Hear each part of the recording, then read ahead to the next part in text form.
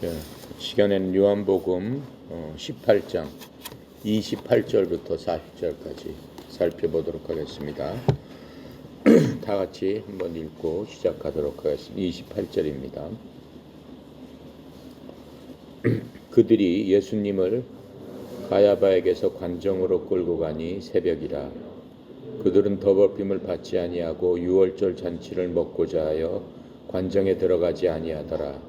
그러므로 빌라도가 밖으로 나가서 그들에게 말하되 너희가 무슨 일로 이 사람을 고발하느냐. 대답하여 이르되 이 사람이 행악자가 아니었더라면 우리가 당신에게 넘기지 아니하였겠나이다. 빌라도가 이르되 너희가 그를 데려다가 너희 법대로 재판하라. 유대인들이 이르되 우리에게는 사람을 죽이는 권한이 없나이다 하니 이는 예수님께서 자기가 어떻게 죽음으로 죽을 것을 가리켜 하신 말씀을 응하게 하려 함이로라. 이에 빌라도가 다시 관정에 들어가 예수님을 불러 이르되 내가 유대인의 왕이냐. 예수님께서 대답하시되 이는 내가 스스로 하는 말이냐 다른 사람에게 나에 대하여 내가 한 말이냐. 빌라도가 대답하되 내가 유대인이냐. 내 나라 사람과 대제사장들이 너를 내게 넘겼으니 내가 무엇을 하였느냐. 예수님께서 대답하시되 내 나라는 이 세상에 속한 것이 아니니라. 만일 내 나라가 이 세상에 속한 것이었더라면 내 종들이 싸워 나로 유대인들에게 넘겨지지 않게 하였으리라. 이제 내 나라는 여기에 속한 것이 아니니라. 빌라도가 이르되 그러면 내가 왕이 아니냐.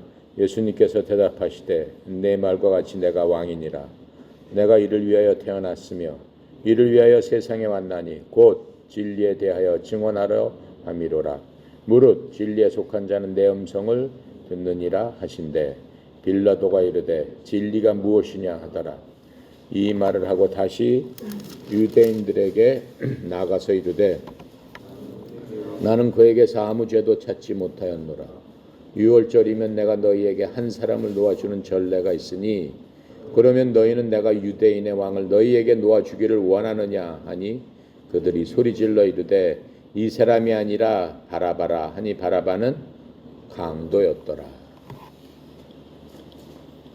자, 예수님께서 겟세마네 동산에서 제자들하고 이제 잡히시기 바로 몇 시간 전에 새벽에 기도를 하십니다. 기도를 하시고 기도를 마치신 후에 바로 가룟 유다가 로마의 군사들과 또 유대인들의 제사장이 보낸 병졸들을 데리고 들이닥쳐서 예수님을 포박해서 예수님을 잡아가게 됩니다. 잡아가게 되고 나서 맨 처음에 안나스의 집으로 데리고 갑니다. 안나스는 유대인이죠. 유대인의 대제사장을 했던 사람입니다. 그리고 지금 잡혔을 때 대제사장은 가야바라고 하는 안나스의 사위가 현재는 대제사장입니다. 그렇게 가야바한테 이제 가게 되시고 안나스가 이제 가야바한테로 다시 이제 보내는 그러한 일들을 우리가 봤습니다. 그렇게 봤을 적에 따라갔던 두 제자들이 있었죠. 요한과 베드로입니다. 그런데 예수님께서는 베드로한테 이전에 말씀하세요. 내가 나를 3번 부인하리라 이렇게 말씀하시죠. 그렇게 말씀하시는데 베드로가 3번 그 예수님이 잡힌 자리에서 나는 저 사람을 모릅니다 라고 부인했던 광경을 우리가 봤습니다. 마지막 3번 부인했을 때 베드로는 첫 번째는 그냥 모릅니다 라고 하고 두 번째 사람들이 너도 한패다 라고 했을 때 맹세하건대 나는 저 사람을 모릅니다 라고 맹세를 합니다. 세 번째 아니다 너도 그때 같이 있었다 라고 다시 한번 사람들이 얘기하니까 베드로가 이번에는 예수님을 저주하고 맹세하면서 모른다라고 다시 한번 얘기합니다. 그 순간 닭이 웁니다. 닭이 꼭 껴하고 울고 예수님께서 뒤를 딱 돌아다 봅니다. 베드로를 쳐다보는 광경이 나옵니다. 지금 닭이 떡교하고 울었다는 건 뭐예요? 예수님께서 말씀하신 그대로 닭이 그 순간에 기다렸다가 울은 겁니다.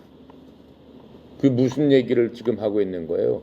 예수님께서 지금 묶이셔서 고통당하고 계시지만은 이 모든 상황을 완전히 하나님의 권한 안에 컨트롤되고 있다.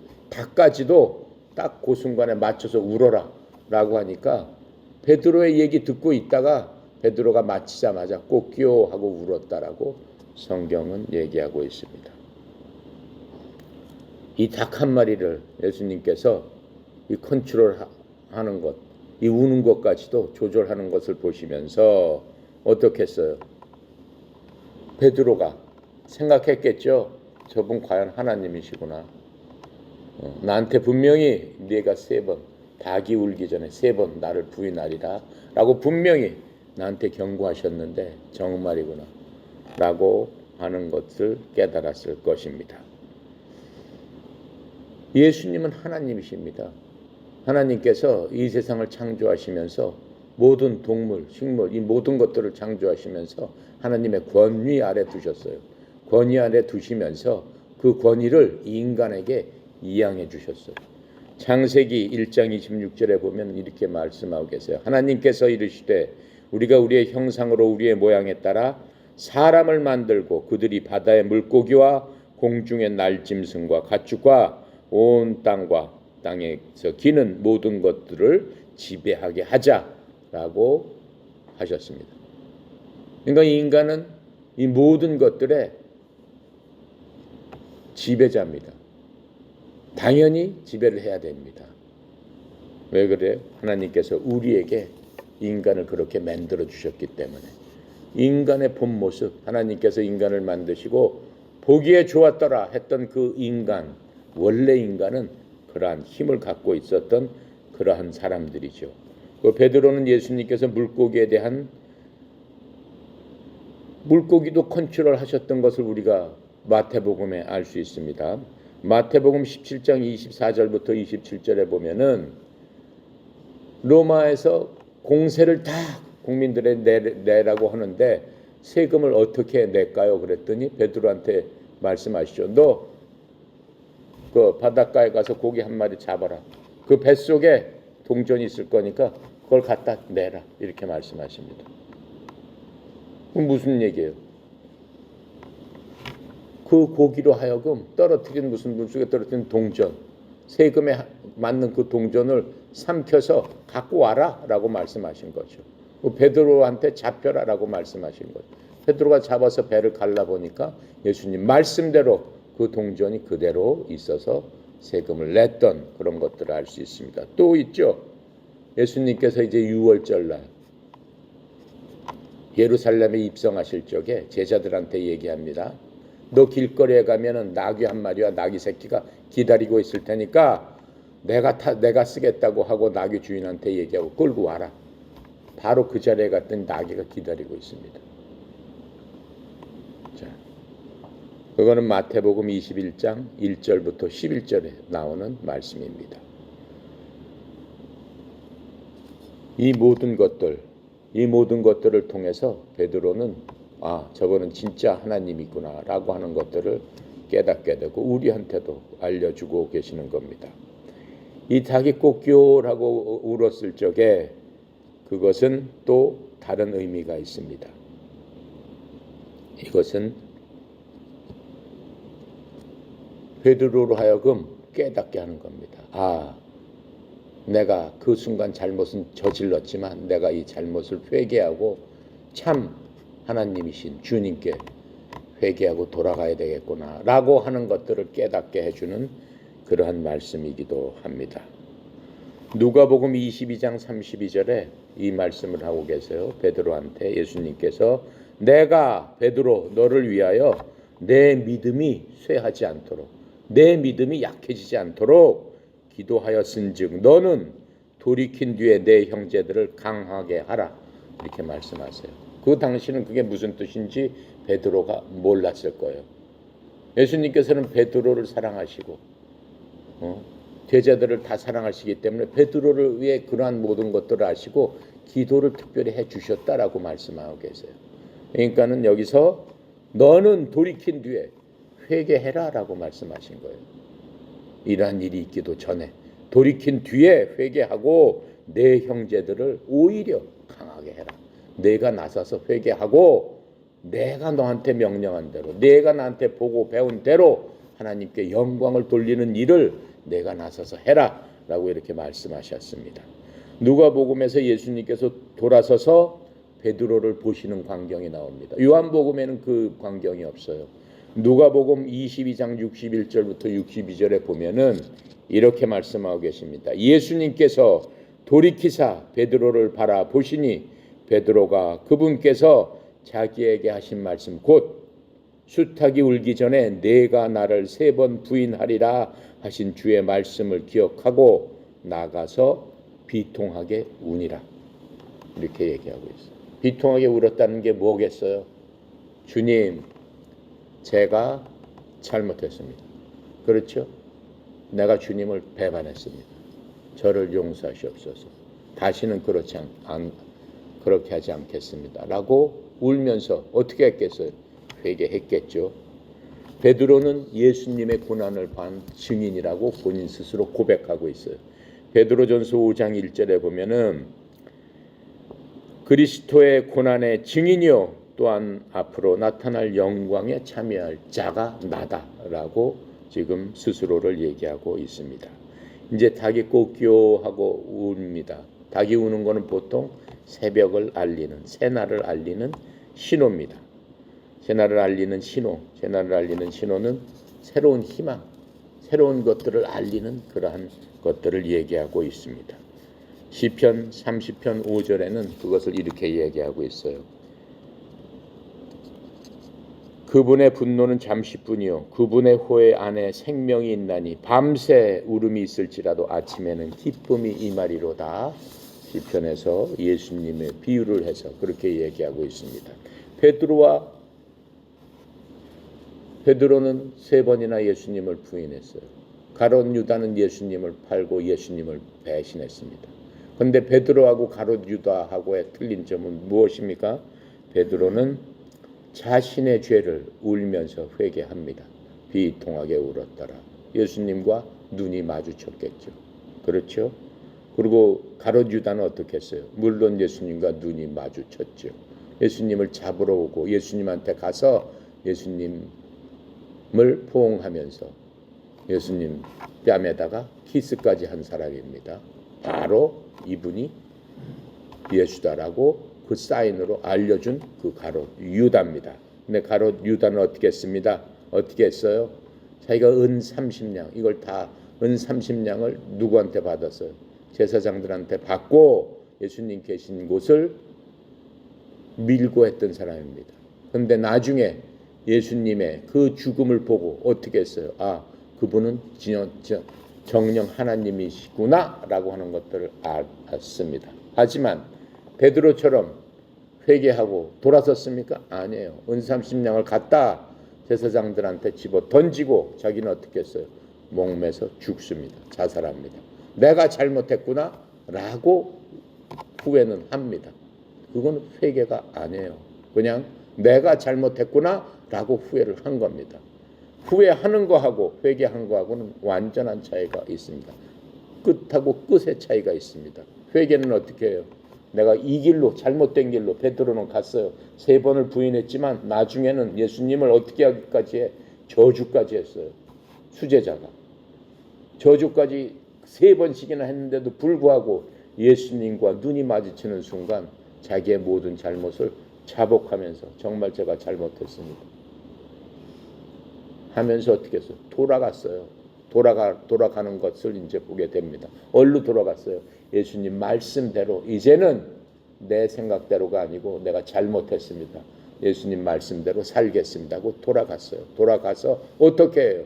예수님의 말씀대로 내가 돌이켜 강하게 해라 이렇게 얘기했죠. 그 말대로 했어요. 어떻게 해요? 가서 예루살렘에 다시 들어가서 베드로 잡으려고 하지 않았겠어요? 사람들이 그 제자들을 다 잡으려고 난리를 쳤었는데 죽기를 각오하고 사람들 앞에 가서 예수님은 바로 하나님이십니다. 예수님을 믿어야지만 영원한 생명이 있습니다. 지옥 가지 않습니다. 라고 해서 사람들 앞에 담대하게 예수님의 말씀을 전하는 그러한 사람이 됐다라고 하는 거예요. 그게 회개다라고 성경은 말씀하고 있어요. 가룟 유다는 어떻게 했어요? 내가 잘못했구나 하고 그냥 돌이키지 않고 후회를 하면서 스스로 목숨을 끊었습니다.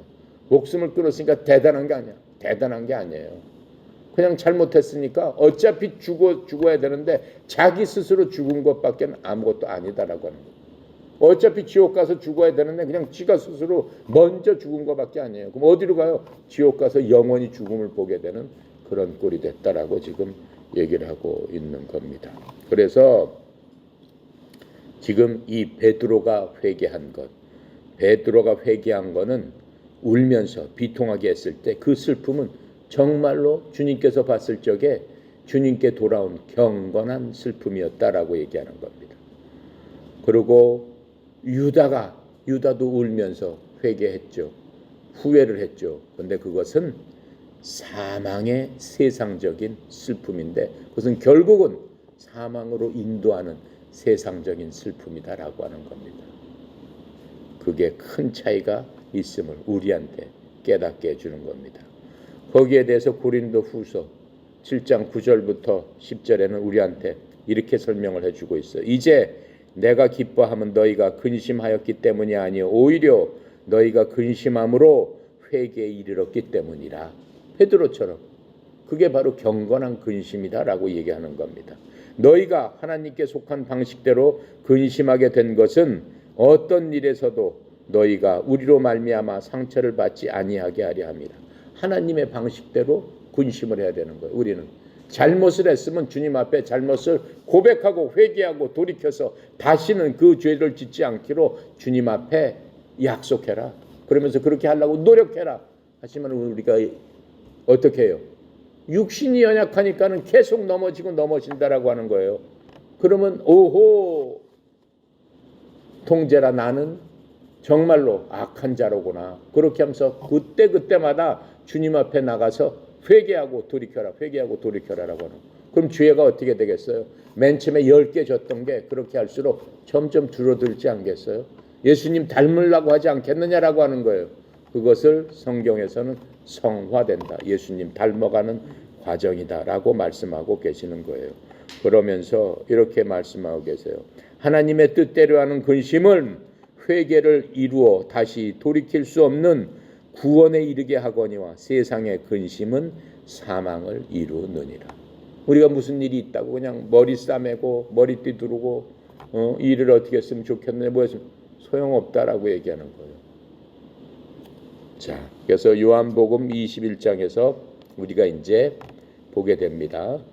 21장에서 보면은 예수님께서 직접 베드로를 찾아가서 베드로가 3번 부인한 거에 대해서 예수님께서 3번을 거듭해서 회복시켜주는 그러한 장면을 만날 수 있습니다. 그래서 베드로는 회복돼서 어떻게 돼요? 큰 능력과 축복으로 많은 사람들을 단번에 3,000명씩 구원하는 놀라운 능력의 사람으로 변하게 되는 겁니다. 바로 예수님께서 안나스의 정원, 가야바의 정원 그곳에서 재판을 3번에 걸쳐서 받으셨죠. 그래서 그날 저녁 그 정원에서 우리는 볼 수 있는 게 예수님께서 이 죄와 또 이 죄에 따른 하나님의 은혜가 무엇인지를 우리에게 알려주고 계십니다. 베드로는 어떻게 했어요? 주님의 뜻에 저항하는 죄를 지었습니다.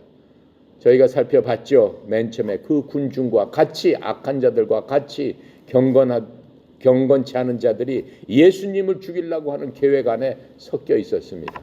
그렇죠? 군중들과 같이 서서 불을 쬐습니다. 결국에는 그들과 같이 앉아서 그들과 얘기하면서 결국은 어떻게까지 했어요? 예수님을 저주하는 그러한 사람이 되어서 죄를 지었던 것을 우리가 볼 수 있었습니다. 반면 유다는 예수님을 배신하는 마귀의 일을 앞장서서 하는 마귀의 일을 했습니다. 그리고 이스라엘 사람들은 무슨 일을 했습니까? 때로 몰려들어서 맨 처음에는 어떻게 했어요? 예수님께서 병자를 고쳐주고 죽은 자를 일으키고 앉은 병이를 일으키고 눈문둥 병자를 고쳐주고 할 적에는 예수님은 우리 왕이십니다 하고 쫓아다녔어요. 예수님이 예루살렘에 들어오실 적에 어떻게 했어요? 무화과 나무로 쫙 무화과 잎을 딱 깔아놓고 어서 오십시오 우리 왕이요 이스라엘 왕이십니다 하고 환호치고 박수치고 예수님 가는 데마다 쫓아다녔어요.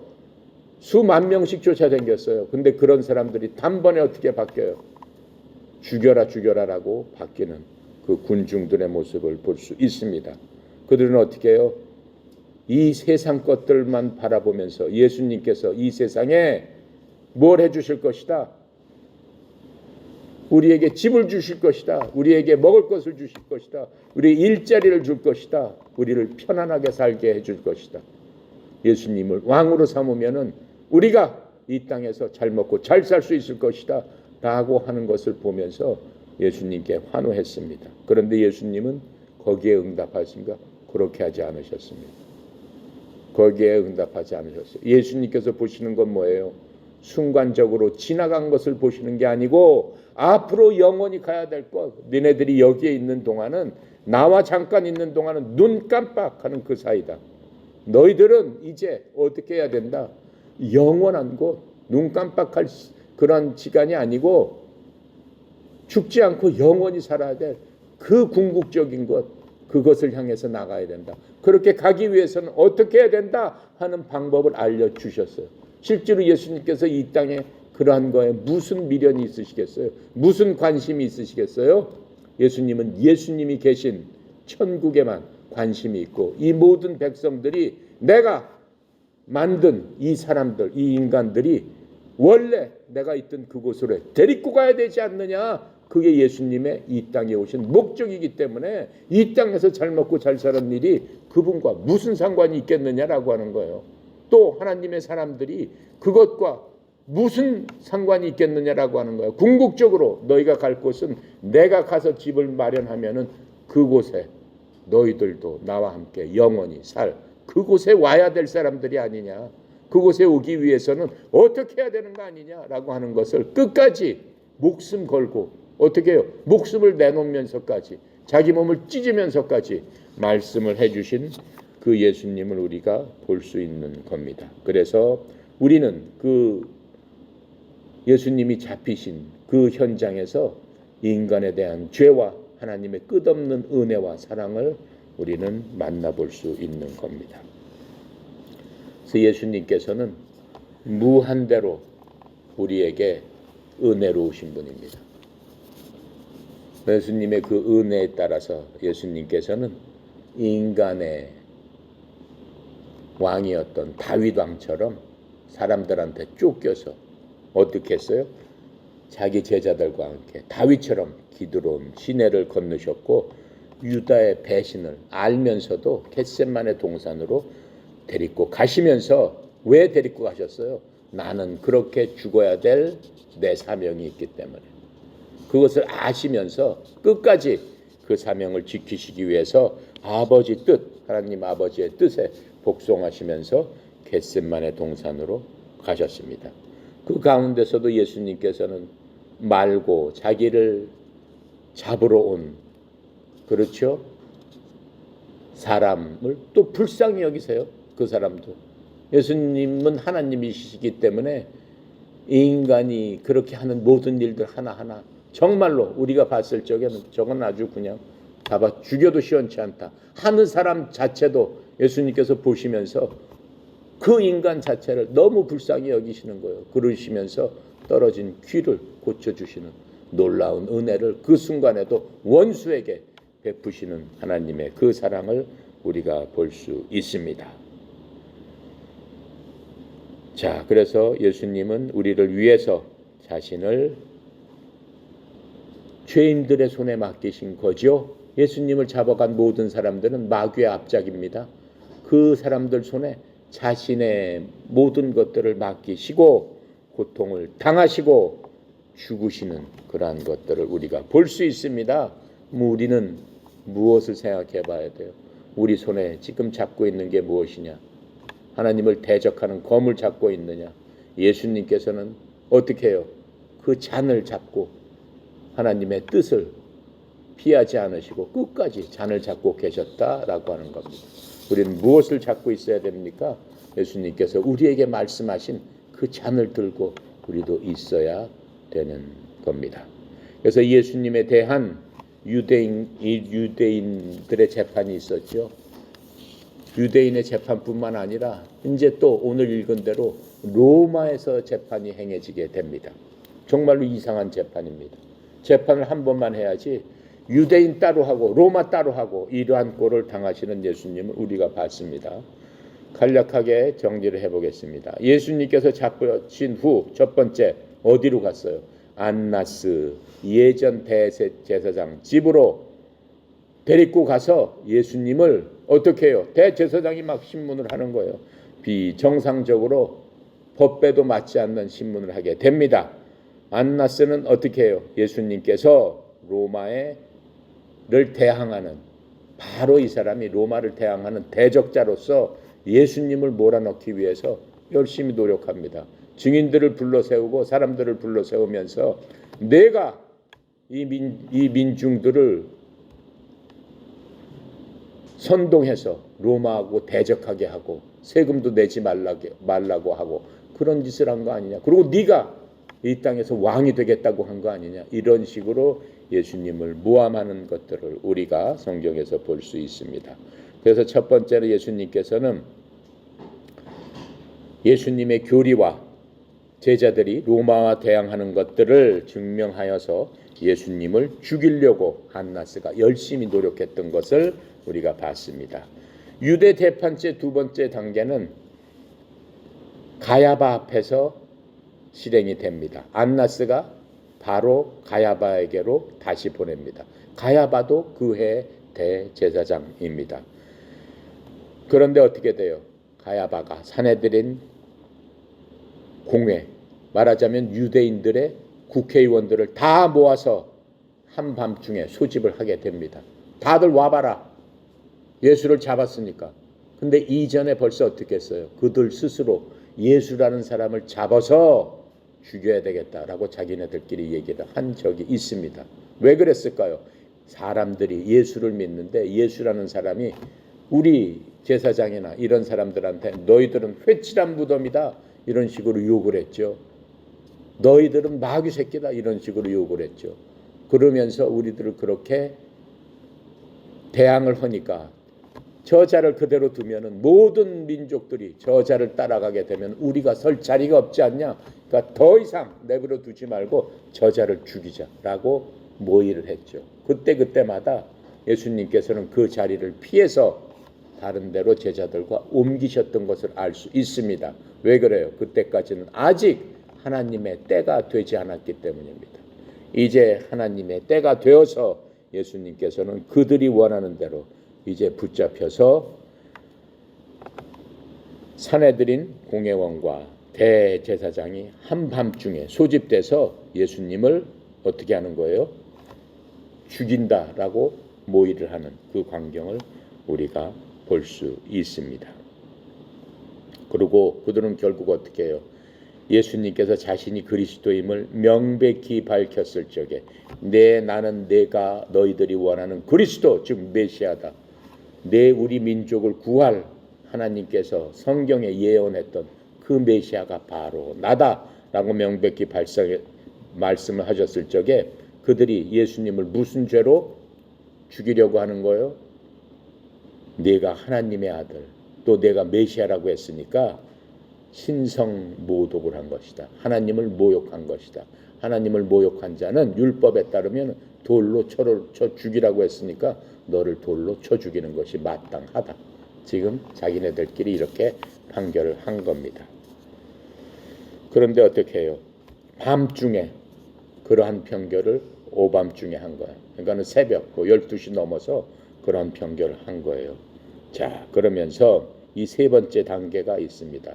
두 번째 단계는 그렇게 하고 세 번째 단계는 아침 일찍이 밤에 이렇게 판결을 해놓고 이렇게 하는 게 좀 뭐하니까 아침에 다시 한번 모여서 이것을 이 일을 끝내자라고 해서 아침에 가야바의 집으로 다시 한번 이 모든 사람들이 새벽에 모입니다. 새벽 6시쯤 다시 모였겠죠. 그 모인 것에 대해서 마태복음, 누가복음 22장 66절부터 71절까지 써 있습니다. 찾아서 읽어보겠습니다. 누가복음 22장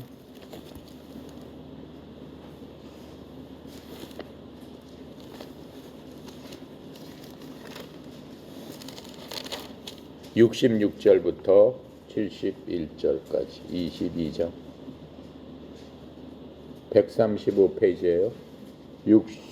22장 66절부터 71절까지. 자, 말씀 같이 읽겠습니다. 그날 날이 새매 백성의 장로들 곧 대제사장들과 서기관들이 모여서 예수를 그 공회로 끌어들여 이르되 내가 그리스도이거든 우리에게 말하라. 대답하시되 내가 말할지라도 너희는 믿지 아니할 것이요 내가 물어도 너희가 대답하지 아니할 것이니라.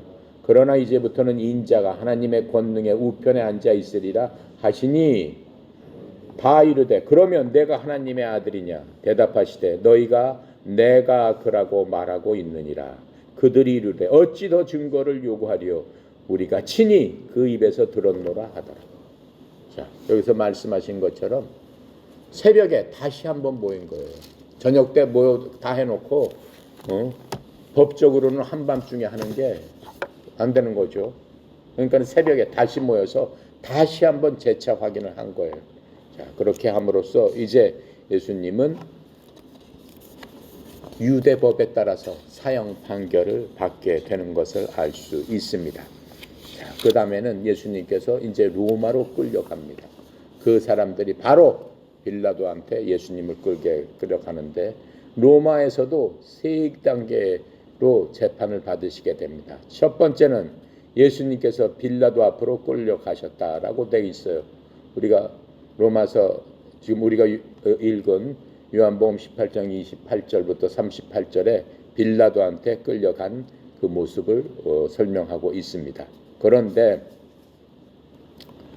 일단 빌라도에게 끌려가고 요한복음엔 나오지 않는 한 단계가 있어요.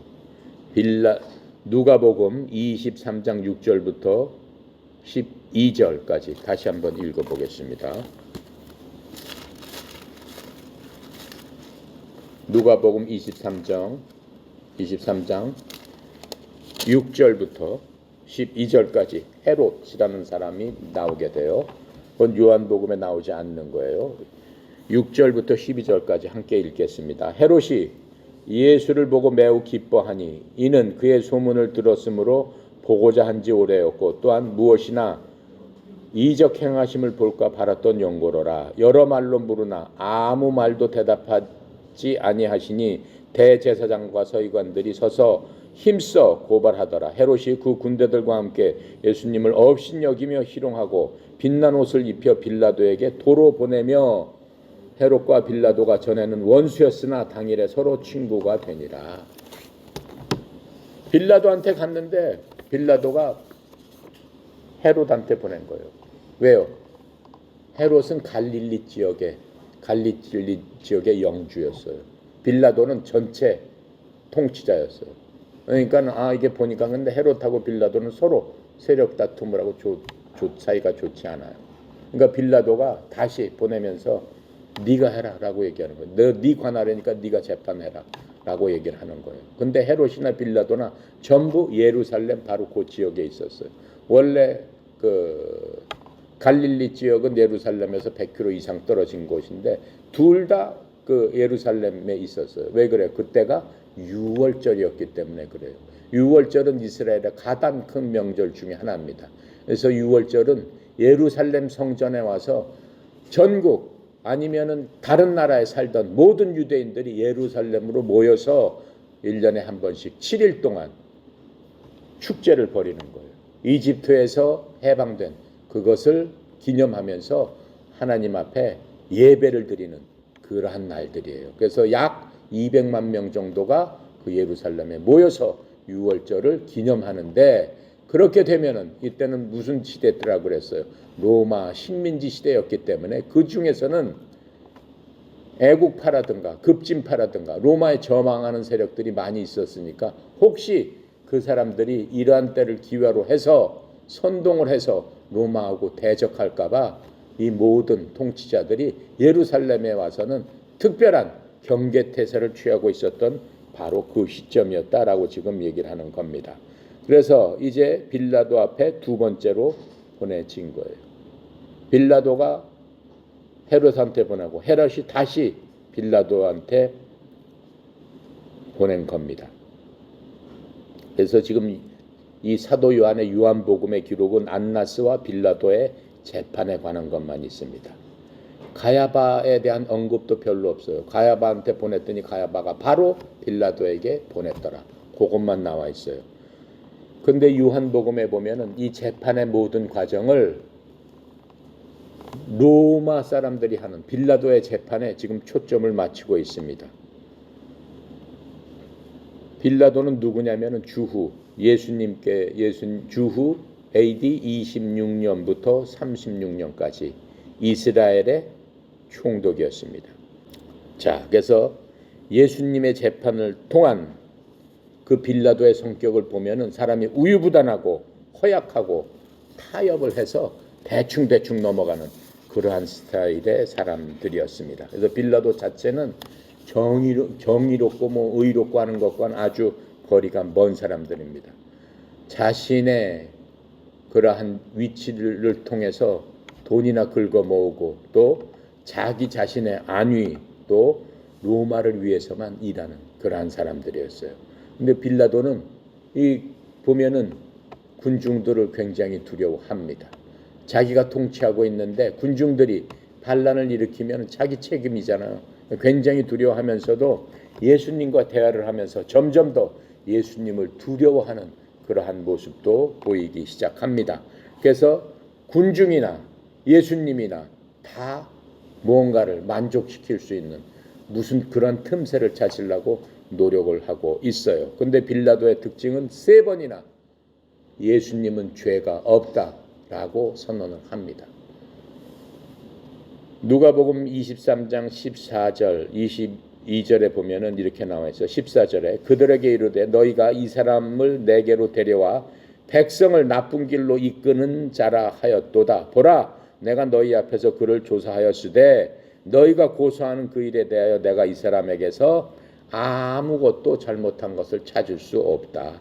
이렇게 얘기를 합니다. 또 23장 22절에 보면 그가 그들에게 3번째 이르되 도대체 그가 무슨 악한 일을 하였느냐. 3번이나 악한 일을 한 게 없는데 왜 데리고 와서 이 사람을 자꾸 나한테 죽이라고 하느냐. 빌라도가 이렇게 얘기하는 거야. 나는 그에게서 죽일 이유를 찾지 못하였나니 그러므로 그를 징계하고 가게 하리라. 그냥 앞으로 조심해라 라고 하고 그냥 내보내주겠다라고 이렇게 얘기를 합니다. 자, 요한복음 19장 4절 6절에도 똑같이 얘기가 나와요. 그러므로 빌라도가 다시 나아가 그들에게 이르되 보라 내가 그를 데리고 너희에게로 나오나니 이것은 내가 그에게서 아무 잘못한 것도 없음을 너희가 알게 하려 함이라. 또 6절에 그러므로 수제사장과 직무수행자들이 예수님을 보고 소리 지르며 이르되 그를 십자가에 못 박으소서 하니 빌라도가 그들에게 이르되 너희가 그를 데려다가 십자가에 못 박으라. 나는 그에게서 아무 잘못도 찾지 못하노라. 이렇게 빌라도가 얘기를 합니다. 자, 그럼에도 불구하고 예수님은 십자가에 못 박혀서 돌아가시는 그것들을 보게 됩니다.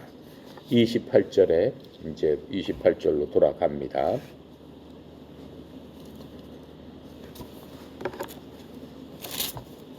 (28절에) 보면은 이렇게 써 있죠. 그들이 예수를 가야바에게서 관정으로 끌고 가니 새벽이라. 그들은 더럽힘을 받지 아니하고 유월절 잔치를 먹고자 하여 관정으로 들어가지 아니하였다. 이게 무슨 얘기예요? 산헤드린 공회에서 예수님에 대한 유죄를 평결했죠. 새벽에. 야, 예수님이 이제 보니까 우리가 조금 전에 누가복음에서 읽었어요. 그 가야바가 산헤드린 공회 율법 그 서기관들하고 모든 사람들을 불러서 예수가 이렇게 했는데 우리 율법에는 그 죽여야 될 죄다. 어떻게 생각하냐? 다 죽입시다. 신성모독죄로 죽입시다. 라고 땅땅땅 치고 누구를 어디로 데리고 가는 거예요? 가야바의 법정으로 되는 거예요. 로마법으로 이제 끌고 간 거예요.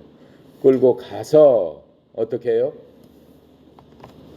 이 사람이 우리한테 이렇게 죄를 졌으니까 죄를 져서 이렇게 데리고 왔습니다라고 얘기를 하는데 그 사람들이 그 법정 안으로는 들어가지 않습니다. 들어가지 않고 빌라도의 궁정 바깥에 서서 얘기를 하는 거예요. 그러니까 빌라도가 바깥에 나와서 지금 얘기를 하는 거예요. 왜 바깥으로 들어가지 않아요? 지금이 무슨 때라고 그랬어요? 유월절 기간이라고 그랬어요. 유월절 기간은 유대 사람의 그 관습대로 유월절에는 거룩하고 깨끗하게 지켜야 돼요. 예수님의 법대로 지켜야 돼요. 왜 그래요? 하나님 앞에 예배를 드려야 되기 때문에 하나님의 법대로 지켜야 되는데 이방인들을 만나거나 이방인의 땅에 들어가면은 부정을 타는 거예요. 근데 로마 사람들은 뭐예요? 이방인이잖아요. 그러니까 로마 그 궁정 안에는 다 이방인들이 살고 그만큼은 지금도 우리가 미국 대사관에 보면 그 미국 땅이에요. 우리나라 땅이 아니고 그 안에 들어가면은 미국 법이 적용이 되는 거예요. 똑같다라고 하는 거예요. 그때도. 그러니까는 그 안에는 들어가지 못하고 부정타니까 그 앞에 서서 우리가 잡아왔습니다라고 그 앞에서 소리치고 있는 것을 우리가 볼 수 있습니다. 그래서 거기서 지금 유월절 잔치를 먹고자 하여 관정에 들어가지 아니하여 즉 유월절 규례대로 이방인들하고는 상대를 하면 안 되기 때문에 들어가지 못한 겁니다. 29절에 그러므로 빌라도가 밖으로 나가서 그들에게 말하되 너희가 무슨 일로 이 사람을 고발하느냐. 빌라도가 이제 오히려 자기가 궁 밖으로 나왔어요.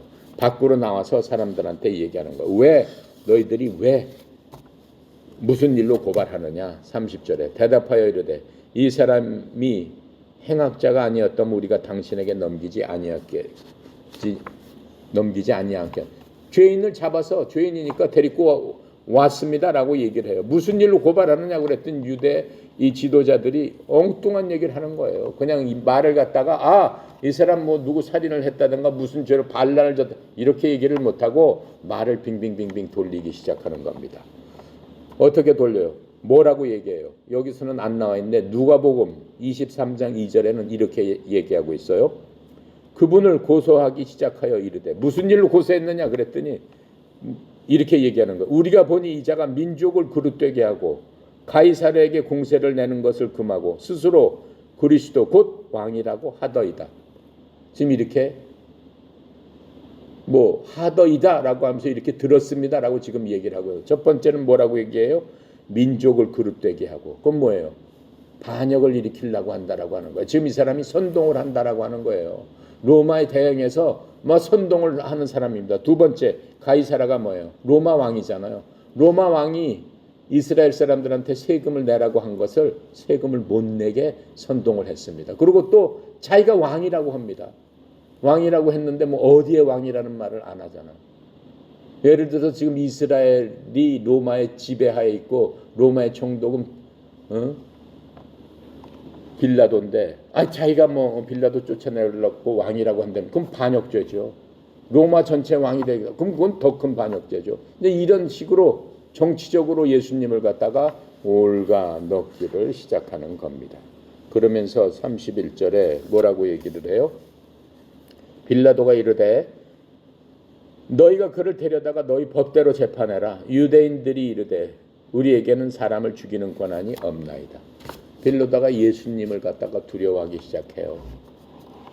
예수님께서 아무 죄도 없고 유대 왕이라고 자기가 들은 바가 많아요. 예수님께서 하나님의 아들이라고 그러고 뭐라고 해요? 엄청난 일들을 해요. 여긴 나와 있지 않지만 빌라도의 부인이 잠을 자다가 꿈을 꿉니다. 예수님의 신성에 대해서 꿈을 꾸고 남편한테 얘기해요. 저 사람을 건드리지 말아라 라고 얘기를 해요. 그렇게 얘기하니까 이모로 저모로 겁이 나는 거예요. 야, 이 사람 잘못 건드렸다가 정말로 하나님의 아들이고 뭔가 능력이 있는 사람이면 내가 해를 받지 않을까 라고 겁이 나는 겁니다. 그래서 예수님을 놓아주려고 하면서 니네들이 데리고 왔으니까 니네 법대로 알아서 처리를 하지 왜 나한테 데리고 왔느냐. 그랬더니 유대인들이 뭐라고 해요?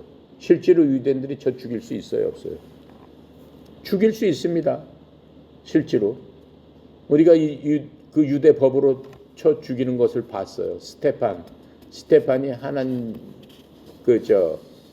예수님 돌아가신 바로 직후에 스테반이 누구예요? 스테반이 사도행전 7장 57절부터 60절에 보면은 유대인들이 스테반이 그리스도는 주님입니다라고 예수님 돌아가시네 돌아다니면서 예수님을 전파합니다. 그랬더니 어떻게 해요? 유대인들이 스테반을 잡아가지고 가운데다 놓고 돌로 쳐 죽이잖아요. 돌로 쳐 죽여요. 자기네대로 재판을 해서. 그러니까 실질적으로는 쳐 죽일 수도 있어요. 쳐 죽이는데 쳐 죽이지 않습니다. 엉뚱한 얘기를 해요. 우리는 죽일 권한이 없습니다. 그렇지 않아요. 예. 그리고 또 이 빌라도가 니네 법대로 해라라고 했으니까 하면 되는데 그렇게 하지 않습니다. 왜 그래요? 그렇게 되면은 예수님께서 돌로 맞아 죽게 되면은 뭐가 안 되는 거예요? 성경의 기록대로 이루어지지 않는 거예요. 성경에서 어떻게 돼요? 메시아가 오면 이 땅에서 십자가에서 못 박혀서 죽어야 된다. 그게 메시아의 운명이다라고 돼 있는데 어떻게 되는 거예요? 돌에 맞아 죽었다고 그러면 틀리잖아요. 안 되는 거예요. 그러니까는 하나님께서 이상하게 그들의 마음을 데리고 가서 죽일 수도 있는데 그렇게 못하게끔 성경대로 지금 이렇게 하고 있는 겁니다. 자, 오늘은 여기까지 하겠습니다. 여기까지 하고 내일 이제 예수님께서 재판 받으시는 과정을 마치는 것을 계속하도록 하겠습니다. 기도하고 마칩니다. 감사하시고 거룩하신 하나님 아버지, 하나님의 은혜의 영광을 찬양합니다. 저희들 요한복음을 통해서 예수님의 마음을 알 수 있고 또 저희를 향한 하나님의 크신 사랑 저희들이 기억하면서 우리를 향한 그 마음을 온전히 깨달아 알 수 있도록 주님 축복하여 주시옵소서. 성령님께서 저희들의 마음 가운데 계시니 저희가 이 말씀을 듣고 배울 때마다 예수님 닮아가는 또 베드로처럼 우리가 이 세상 바라보고 의지했을 적에는 이 세상 살면서 숱하게 넘어지지만 그때마다 사랑의 눈으로 우리를 살펴주시고 힘내라 기운내라 우리에게 용기 주시는 성령님의 그 미세한 음성을 듣고 우리가 다시 힘내서 주님의 뜻 가운데 하나님의 영광을 위해서 살아가는 저희들 되기 원합니다. 주여 이 세상을 넉넉히 이길 수 있는 능력과 힘과 용기를 허락하여 주시옵소서. 전교에 펴져 있는 주의 종들을 기억하여 주시옵시고 하나님 은혜 베풀어 주셔서 이 세상 살기가 참으로 어렵지만은 우리의 삶의 목적이 이 세상에 있는 것이 아니요 소망의 주님께 있음을 깨달아 명심하고 하나님의 영광을 위해서 오늘도 매진할 수 있도록 주의 종들을 기억하여 주시옵소서. 성령 이사장님 주님 축복하여 주셔서 아버지 하나님 이 자리 또 우리가 이 종목을 세우시고 하나님의 은혜 가운데 우리 종목이 바로 설계를 원하는 주의 종의 기도와 또 주에게 맡기신 사명을 잘 감당해서 베드로보다 더 위대한 주의 종으로서의 사명을 잘 감당하는데 부족함이 없는 종으로서 영육간의 강건함으로 채워 주시옵소서. 오늘도 모든 것 주께 의탁드립니다. 감사드리며 예수 그리스도 이름으로 기도드렸나이다. 아멘.